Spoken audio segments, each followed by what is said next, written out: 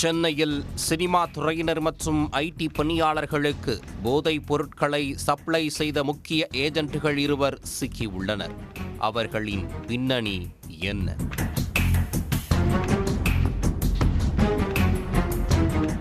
சென்னை பெருநகரில் போதைப் பொருட்களை கட்டுப்படுத்த மாநகர காவல்துறை தீவிர நடவடிக்கை மேற்கொண்டுள்ளது.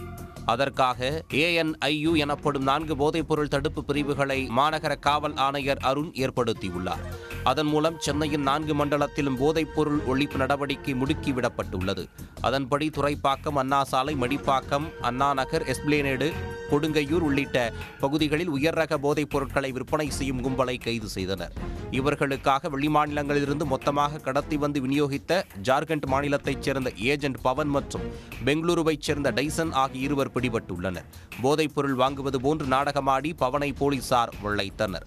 கூகுள் மேப்பில் லொகேஷன் அனுப்பி போதைப்பொருள் விற்பனை செய்ய முயன்றபோது அவர் சுற்றி வளைக்கப்பட்டார். ஜார்க்கண்டை சேர்ந்த பவனுக்கு யார் போதைப் பொருளை சப்ளை செய்கிறார்கள் என்பது குறித்து விசாரணை செய்தபோது பெங்களூருவைச் சேர்ந்த டைசன் குறித்து தெரிய வந்தது. அதன் அடிப்படையில் அவரை கைது செய்துள்ளனர். இவர்கள் இருவரிடம் நடத்தப்பட்ட விசாரணையில் பல்வேறு திடுக்கிடும் தகவல்கள் வெளியாகின. சென்னைக்கு கடந்த 5 ஆண்டுகளாக போதைப் பொருள் சப்ளை செய்து உள்ளனர். ஆஷிஷ் ஆயில் எனப்படும் கஞ்சா எண்ணெய், மெத்தப்பட்டமைன், OG கஞ்சா போதை மாத்திரைகள் உள்ளிட்டவைகளை விநியோகம் செய்திருக்கின்றன. மேலும் புதுவிதமான போதைப் பொருட்களை நாட்டின் பல்வேறு இடத்திலிருந்து கொண்டு வந்து சென்னையில் போதைக்கு அடிமையானவர்களுக்கு அறிமுகப்படுத்தி இருக்கின்றன. அந்த வகையில் இமாச்சல பிரதேசத்தில் கிடைக்கும் மலானா கிரீம் எனப்படும் ஒரு வகையான போதைப் பொருளை சென்னையில் பலருக்கும் விற்பனை செய்து வருகின்றன. அவரிடமிருந்து 3 கிலோ மதிப்புள்ள ஆஷிஷ் ஆயில், கஞ்சா போதை மாத்திரை, மலானா கிரீம், மெத்தப்பட்டமைன் போன்றவை கைப்பற்றப்பட்டுள்ளன. கைதான பவன் பொருளாதாரத்தில் பட்டப்படிப்பு முடித்து வங்கியில் வேலை பார்த்துள்ளார். அதன் பிறகு பக்தி மார்க்கத்தில் ஈடுபட்டு காசி உள்ளிட்ட இடங்களுக்கு செல்லும் போது கஞ்சா போதை பழக்கத்திற்கு அடிமையானதாக தெரிவித்துள்ளார்.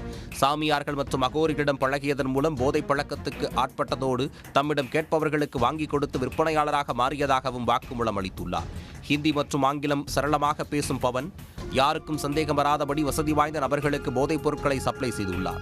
அந்த வகையில் சென்னையில் ஐடி ஊழியர்களுக்கும் சினிமா துறையைச் சேர்ந்தவர்களுக்கும் பார்ட்டி நடத்தும் பொழுது சப்ளை செய்ததாக தெரிவித்துள்ளார். கைதான டைசன் பெங்களூருவில் நைஜீரியா போதைப் பொருள் கும்பலிடமிருந்து போதைப் பொருட்களை பெற்று சென்னைக்கு தனியார் பேருந்துகள் மூலம் கடத்தி வந்ததாக தெரிவித்துள்ளார்.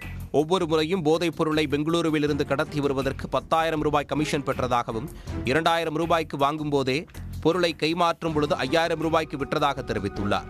அதன் மூலம் கிடைத்த பணத்தை செல்போனில் செயலிகள் பதிவிறக்கம் செய்து ஆன்லைன் ட்ரேடிங், பங்கு வர்த்தகம் ஆகியவற்றில் முதலீடு செய்து ஏமாந்ததாக வாக்குமூலம் அளித்துள்ளார். இவர்களிடமிருந்து போதைப் பொருளை வாங்கியவர்கள் குறித்து திரட்டிய தகவலின் அடிப்படையில் அண்ணா சாலையில் துணை நடிகை எஸ்தர் மற்றும் கொடுங்கையூரில் ஜிம் மாஸ்டர் உள்ளிட்ட 7 பேர், துறைப்பாக்கத்தில் ஐடி ஊழியர்களுக்கு சப்ளை செய்யும் போதைப் பொருள் கும்பல் ஆகியோரை போலீசார் அடுத்தடுத்து அதிரடியாக கைது செய்தனர். துணை நடிகை எஸ்தர் மூலமாக சினிமா துறையைச் சேர்ந்தவர்களுக்கும் அவர்கள் நடத்தும் பார்ட்டி உள்ளிட்டவைகளுக்கு போதைப் பொருளை சப்ளை செய்ததாக பவன் கூறியுள்ளார். ஐடி ஊழியர்களுக்கு துறைப்பாக்கத்தில் இருக்கும் போதைப் பொருள் கும்பல்கள் மூலமாக விநியோகித்துள்ளார். கைது செய்யப்பட்ட பவன் மற்றும் டைசன் ஆகிய இருவரையும் விசாரணைக்கு பிறகு சென்னை கிழக்கு மண்டல போதைப் பொருள் தடுப்பு பிரிவு அதிகாரிகள் அண்ணா சாலை போலீசாரிடம் ஒப்படைத்தனர். அண்ணா சாலை போலீசார் கைது செய்யப்பட்ட இருவரையும் மருத்துவ பரிசோதனைக்காக ராயப்பேட்டை மருத்துவமனைக்கு அழைத்துச் சென்று அதன் பின்பு நீதிமன்றத்தில் ஆஜர்படுத்தி சிறையில் அடைத்துள்ளனர்.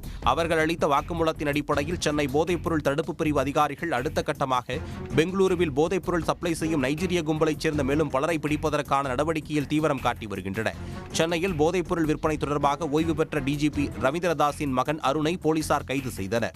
அவரது கூட்டாளிகள் பலரும் அடுத்தடுத்து சிக்கியது குறிப்பிடத்தக்கது.